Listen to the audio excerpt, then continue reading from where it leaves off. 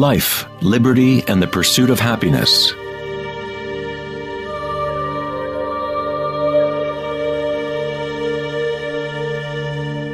We live our lives pursuing happiness out there, as if it is a commodity. We have become slaves to our own desires and craving.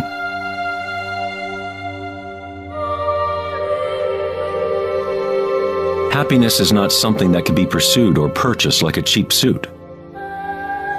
This is Maya, illusion, the endless play of form. In the Buddhist tradition, samsara, or the endless cycle of suffering, is perpetuated by the craving of pleasure and aversion to pain. Freud referred to this as the pleasure principle. Everything we do is an attempt to create pleasure, to gain something that we want, or to push away something undesirable that we don't want. Even a simple organism like the paramecium does this. It is called response to stimulus. Unlike a paramecium, humans have more choice. We are free to think, and that is the heart of the problem. It is the thinking about what we want that has gotten out of control.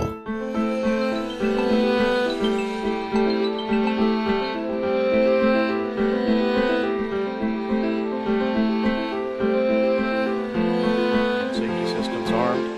10, 9, 8, 7, 6, 5, 4, 3, 2, 1, 0, and liftoff of Endeavour, going where East and West do meet at the International Space Station.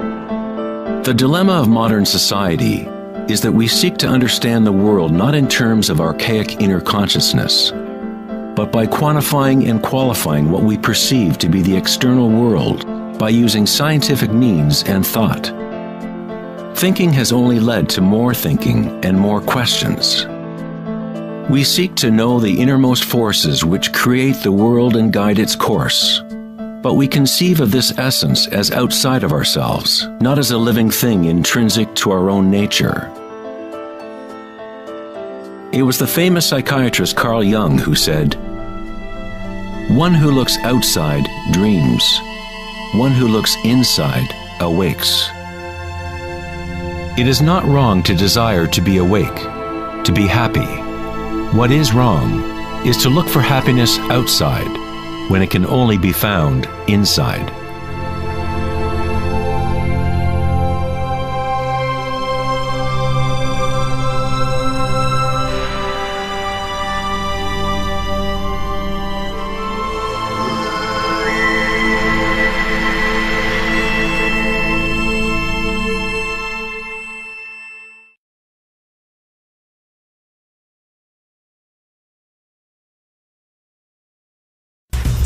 On August 4th, 2010, at the Techonomy Conference in Lake Tahoe, California, Eric Schmidt, CEO of Google, mentioned an astounding statistic.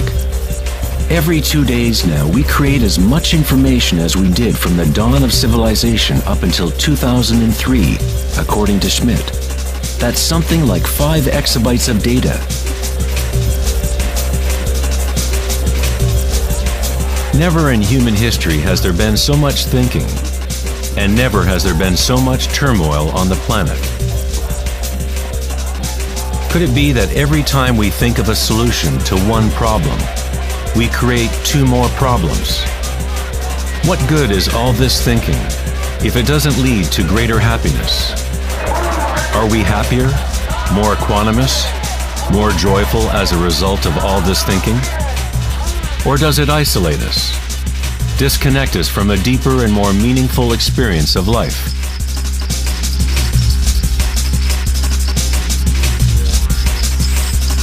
Thinking, acting, and doing must be brought into balance with being. After all, we are human beings, not human doings.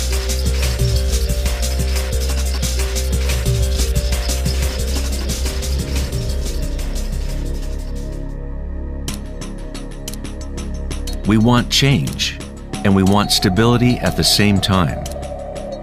Our hearts have become disconnected from the spiral of life. the law of change, as our thinking minds drive us towards stability, security, and pacification of the senses. With a morbid fascination, we watch killings, tsunamis, earthquakes, and wars. We constantly try to occupy our mind, fill it with information. TV shows streaming from every conceivable device, games and puzzles, text messaging, and every possible trivial thing. We let ourselves become mesmerized with the endless stream of new images, new information, new ways to tantalize and pacify the senses.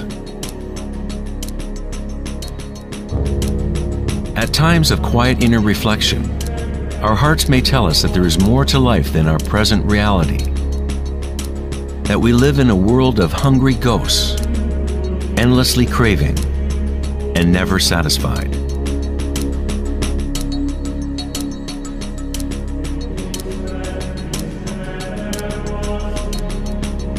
We have created a maelstrom of data flying around the planet to facilitate more thinking, more ideas about how to fix the world, to fix the problems that only exist because the mind has created them. Thinking has created the whole big mess that we are in right now. We wage wars against diseases, enemies, and problems. The paradox is that whatever you resist persists. The more you resist something, the stronger it gets. Like exercising a muscle, you are actually strengthening the very thing you want to rid yourself of. So then, what is the alternative to thinking? What other mechanism can humans use to exist on this planet?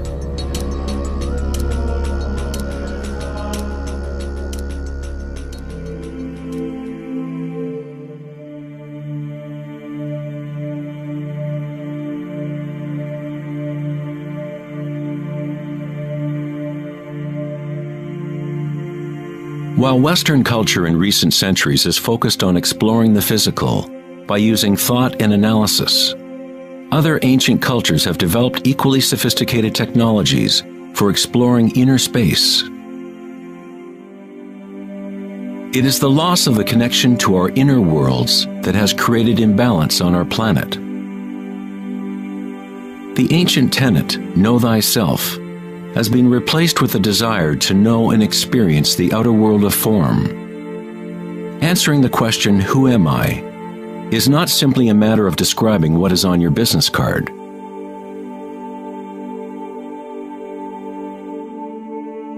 In Buddhism, you are not the content of your consciousness. You are not merely a collection of thoughts or ideas, because behind the thoughts is the one who is witnessing the thoughts.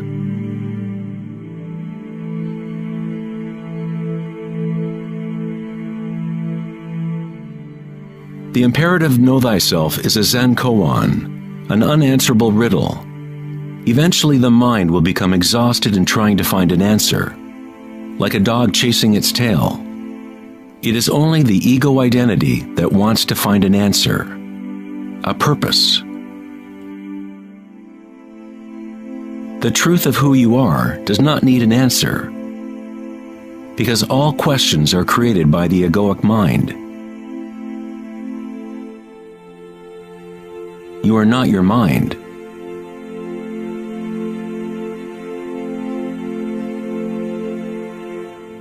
The truth lies not in more answers, but in less questions. As Joseph Campbell said, I don't believe people are looking for the meaning of life as much as they are looking for the experience of being alive.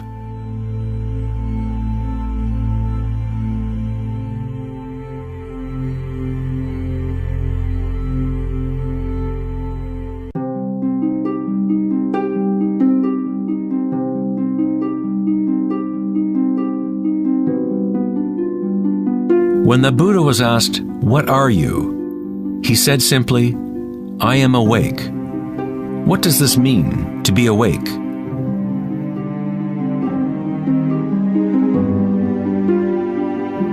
The Buddha does not say exactly, because the flowering of each individual life is different. But he does say one thing. It is the end of suffering. Every major religious tradition has a name for the state of being awake: heaven, nirvana, or moksha. A quiet mind is all you need to realize the nature of the stream. All else will happen once your mind is quiet. In that stillness, inner energies wake up and work without effort on your part. As the Taoists say, Qi follows consciousness. By being still, one begins to hear the wisdom of the plants and animals, the quiet whispers in dreams, and one learns the subtle mechanism by which those dreams come into material form. In the Tao Te Ching, this kind of living is called Wei Wu Wei. Doing, not doing. The Buddha spoke of the middle way as the path that leads to enlightenment. Aristotle described the golden mean, the middle between two extremes, as the path of beauty. Not too much effort, but not too little either. Yin and yang in perfect balance.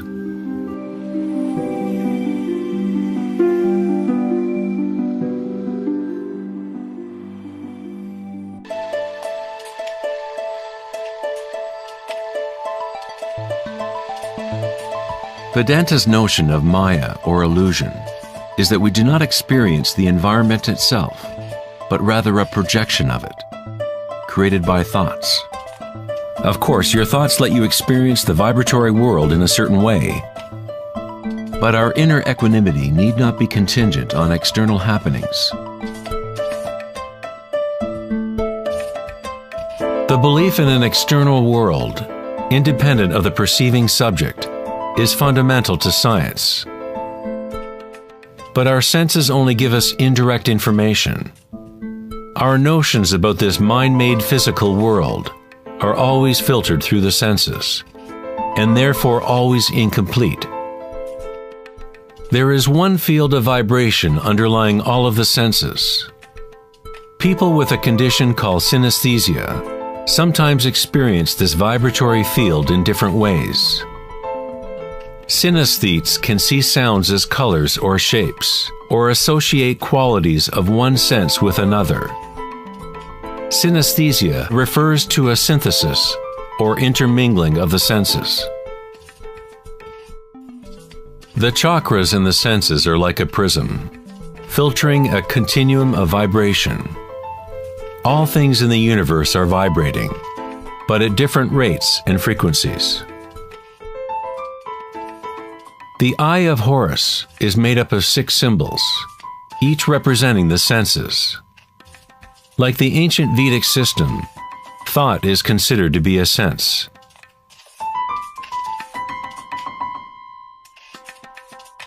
Thoughts are received simultaneously as sensations are experienced on the body. They arise from the same vibratory source. Thinking is simply a tool, one of 6 senses. But we have elevated it to such a high status that we identify ourselves with our thoughts. The fact that we do not recognize thinking as one of the 6 senses is very significant. We are so immersed in thought that trying to explain thought as a sense is like telling a fish about water. Water? What water?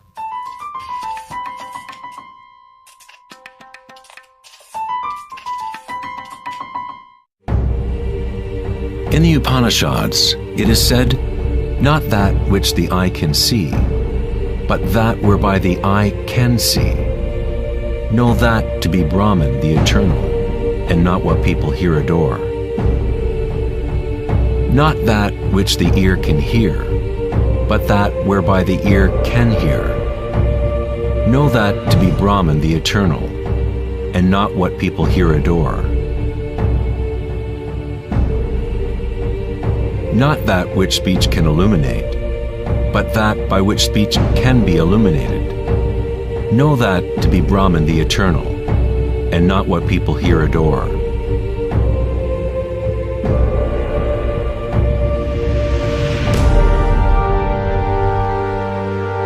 Not that which the mind can think, but that whereby the mind can think.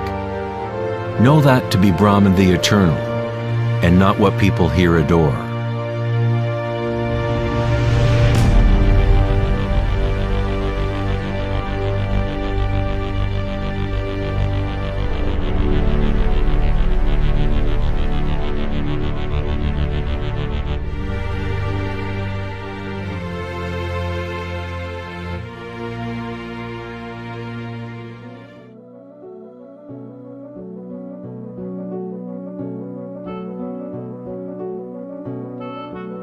In the last decade, great advances have taken place in the area of brain research.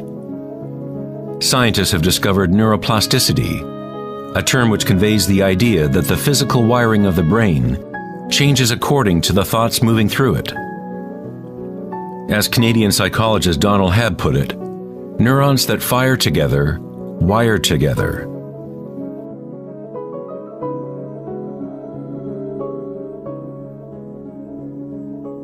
Neurons wire together most when a person is in a state of sustained attention.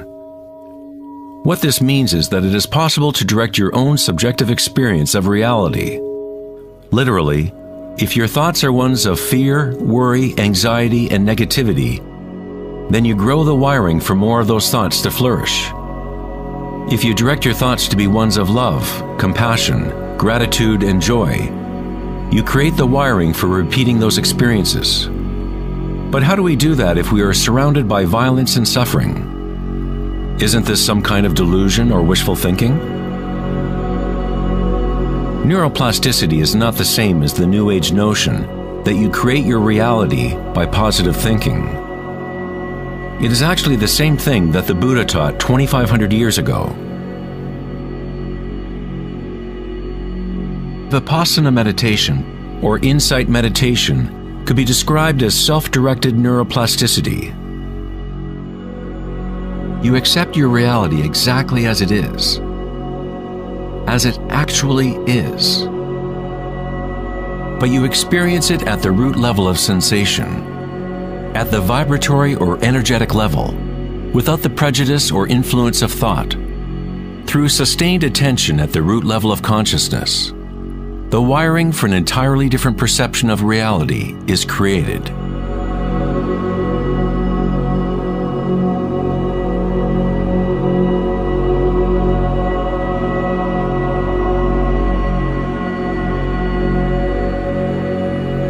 We have got it backwards most of the time. We constantly let ideas about the outer world shape our neural networks.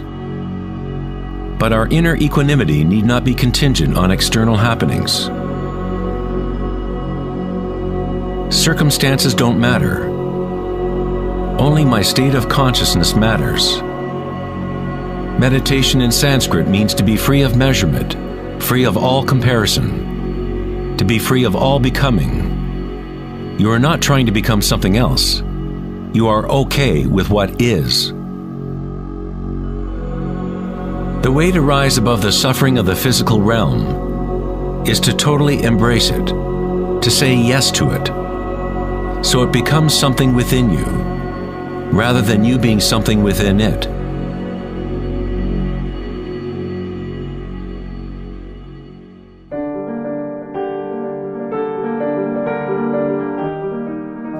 How does one live in such a way that consciousness is no longer in conflict with its content? How does one empty the heart of petty ambitions? There must be a total revolution in consciousness, a radical shift in orientation from the outer world to the inner. It is not a revolution brought about by will or effort alone, but also by surrender, acceptance of reality as it is.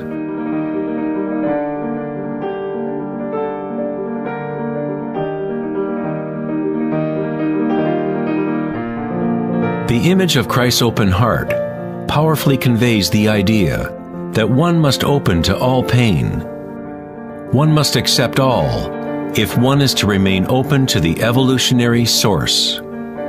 This doesn't mean you become a masochist. You don't look for pain. But when pain comes, which it inevitably does, you simply accept reality as it is, instead of craving some other reality. The Hawaiians have long believed that it is through the heart that we learn truth. The heart has its own intelligence, as distinctly as the brain does.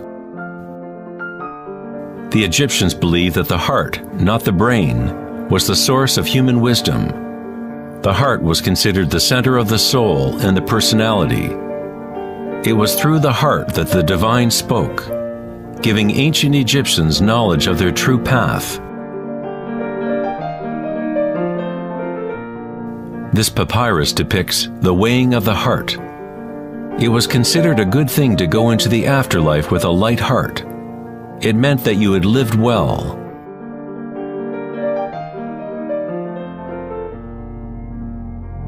One universal or archetypal stage that people experience in the process of awakening the heart center is the experience of one's own energy as the energy of the universe.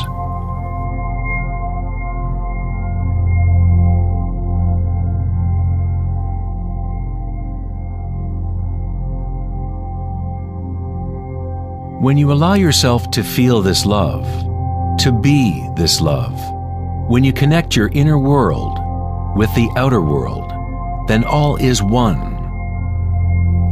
How does one experience the music of the spheres? How does a heart open?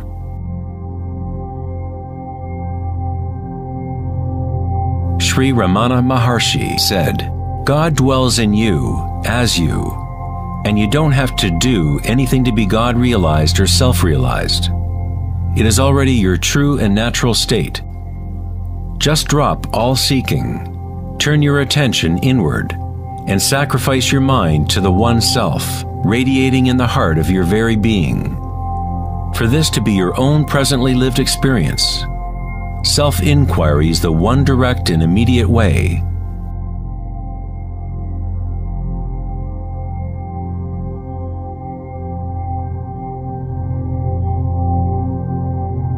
When you meditate and observe sensations within, your inner aliveness, you are actually observing change. This force of change is the arising and passing away as energy changes form. The degree to which a person has evolved or become enlightened is the degree to which one has gained the ability to adapt to each moment, or to transmute the constantly changing human stream of circumstances, pain and pleasure, into bliss.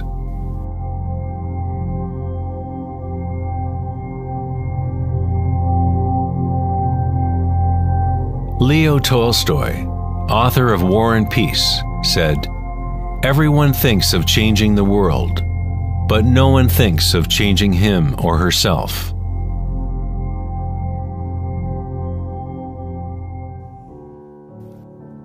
Darwin said the most important characteristic for the survival of a species is not strength or intelligence, but adaptability to change.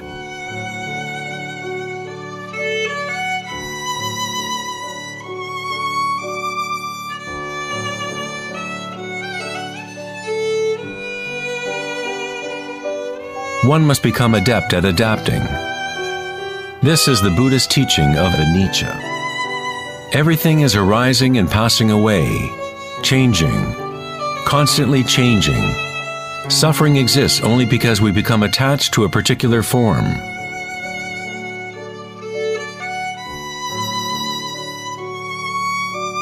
When you connect to the witnessing part of yourself with the understanding of anicca, bliss arises in the heart.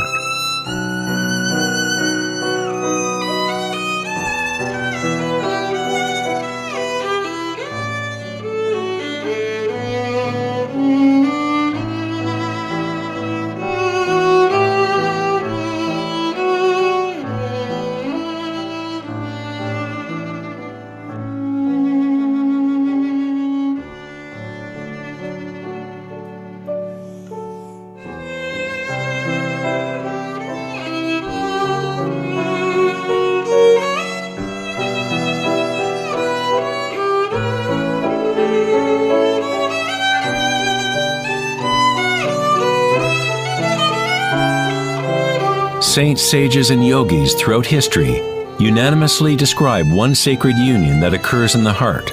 Whether it is the writings of St. John of the Cross, Rumi's poetry, or the tantric teachings of India, all of these different teachings try to express the subtle mystery of the heart. In the heart is the union of Shiva and Shakti, masculine penetration into the spiral of life, and feminine surrender to change, witnessing and unconditional acceptance of all that is. In order to open your heart, you must open yourself to change. To live in the seemingly solid world, dance with it, engage with it, live fully, love fully, but yet know that it is impermanent, and that ultimately all forms dissolve and change. Bliss is the energy that responds to stillness. It comes from emptying consciousness of all content. The content of this bliss energy born of stillness is consciousness, a new consciousness of the heart, a consciousness that is connected to all that is.